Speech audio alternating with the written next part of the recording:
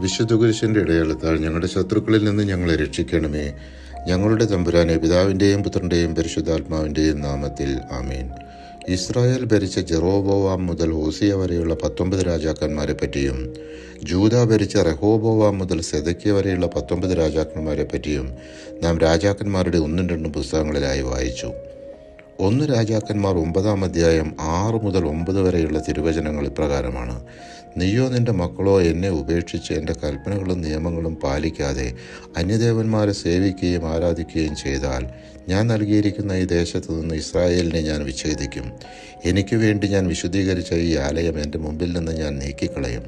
Israel സകല ജനതകളുടെയും ഇടയിൽ പരിഹാസപാത്രവും പഴമൊഴിയുമായി പരിണമിക്കും. ഈ ആലയം നാശകൂമ്പാരമായി തീരും. അടുത്തുകൂടെ കടന്നു പോകുന്നവർ സ്തബ്ധരായി ചോദിക്കും, ഈ ദേശത്തോടും ആലയത്തോടും എന്തുകൊണ്ടാണ് കർത്താവ് ഇങ്ങനെ ചെയ്തത്?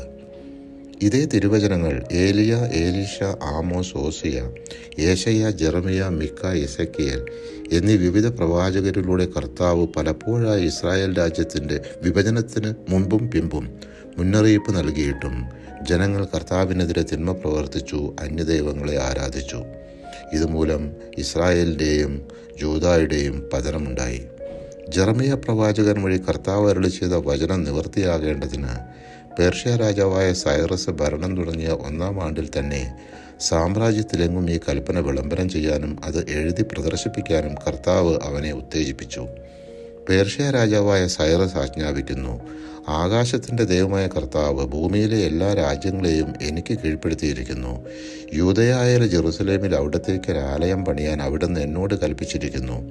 അവിടുത്തെ ജനത്തിൽപ്പെട്ട ആരെങ്കിലും നിങ്ങളുടെ ഇടയിൽ ഉണ്ടെങ്കിൽ അവൻ പുറപ്പെടട്ടെ. അവൻ്റെ ദൈവമായ കർത്താവ് അവനോടുകൂടി ഉണ്ടായിരിക്കട്ടെ. 2 ദിനവൃത്താന്തം 36-ാം അധ്യായം 23-ാം തിരുവചനം. 2 ദിനവൃത്താന്തം ഇവിടെ പൂർണ്ണമാകുന്നു. പരിശുദ്ധാത്മാവെ, തിരുവചനത്തിൻ്റെ അനന്തശക്തിയാൽ ആത്മാവിൻ്റെ ഫലങ്ങളും ദാനങ്ങളും നൽകി തീക്ഷ്ണതയാൽ ഞങ്ങളെ ജ്വലിപ്പിക്കണമേ. ആമേൻ.